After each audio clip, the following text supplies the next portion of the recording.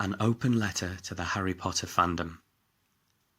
Dear Harry Potter fans, I have never been the biggest fan of the Harry Potter franchise, but I know what it's like to love something with all your heart, to be inspired by it, to idolize it and let it shape who you are as a person, only to have your heart ripped out of your chest. I'm not going to go on about why JK Rowling is wrong. More eloquent people than I have and are doing that right now. Please read what they have to say.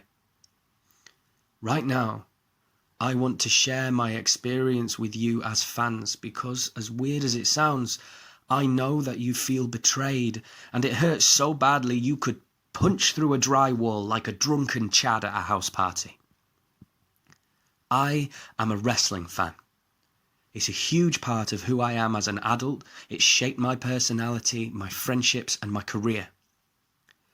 There used to be a page on the back of wrestling newsletters, showing my age here, but I used to swap VHS tapes from ads people put there.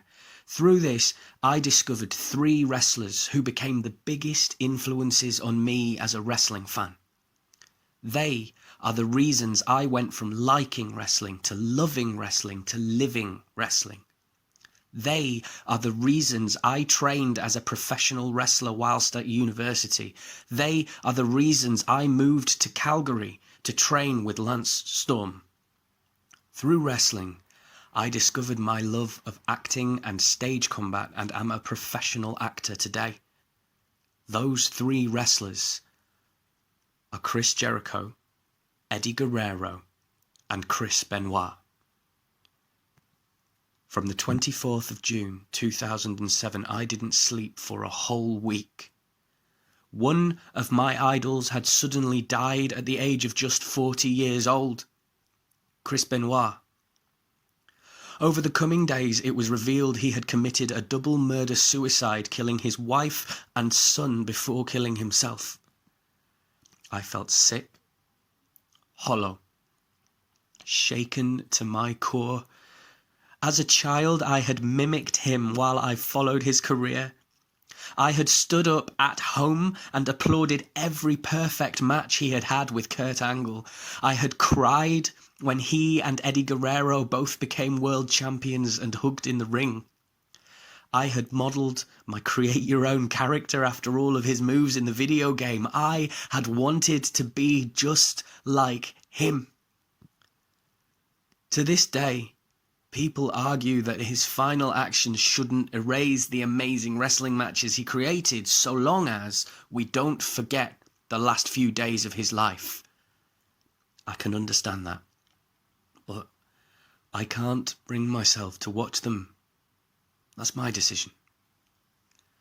If you love the Harry Potter stories and can dissociate your emotions from the awful opinions of the person who created them when you read the books or watch the movies, that's great. As I said, I'm not a fan, but I can understand that those stories have inspired people all over the world, brought people together and created safe spaces, ironically, for those who feel like outcasts. Forged lifelong friendships. Those stories have inspired more people to read and have inspired future authors, actors, and filmmakers. Take the good if you can.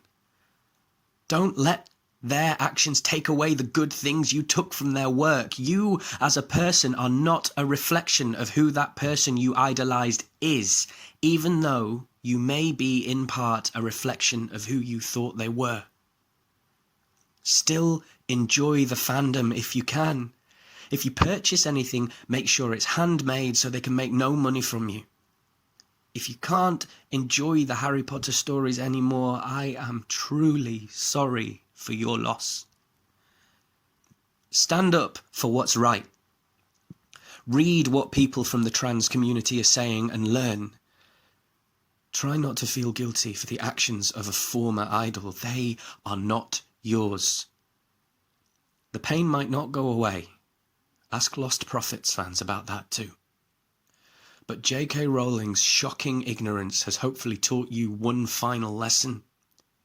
Use it. Be a voice and an ally be better than her?